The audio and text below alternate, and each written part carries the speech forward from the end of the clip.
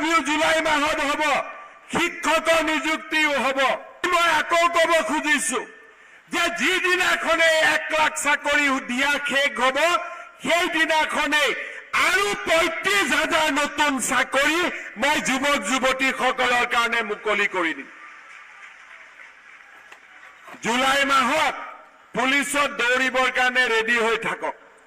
3rd grade 4th grade July মাহত পুলিচত দৌৰিবৰ কাৰণে ৰেডি হৈ থাকক।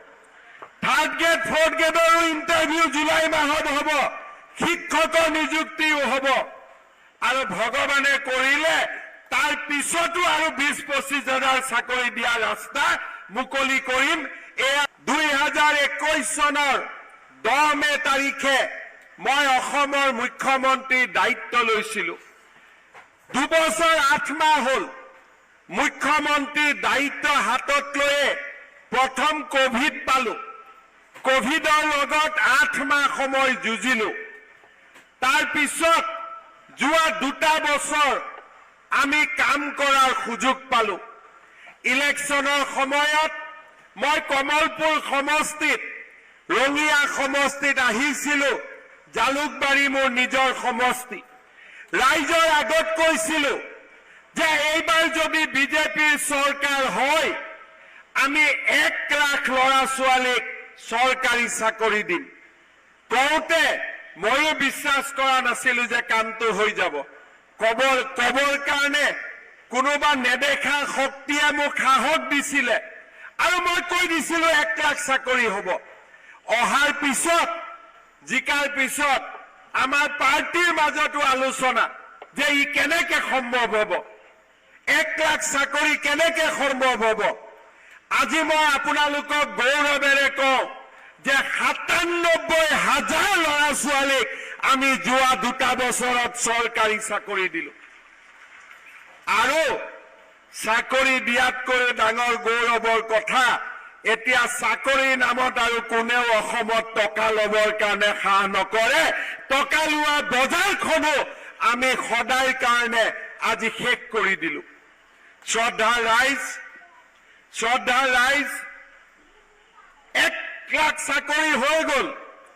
আজি মই আকৌ ক'ব খুজিছো যে যিদিনাখনে 1 লাখ চাকৰি দিয়া শেষ হ'ব সেইদিনাখনেই আৰু 35,000 নতুন চাকৰি মই যুৱক যুৱতীসকলৰ কাৰণে মুকলি কৰি দিম।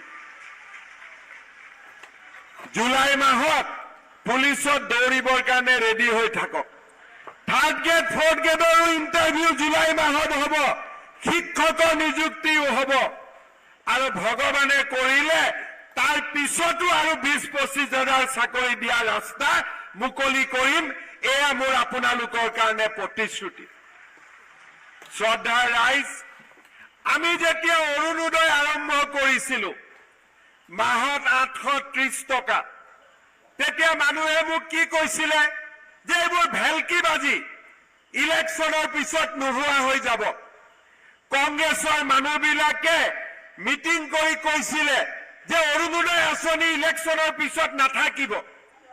আজি 800 টকাৰ অৰুণোদয় 1250 টকাৰ হ'ল।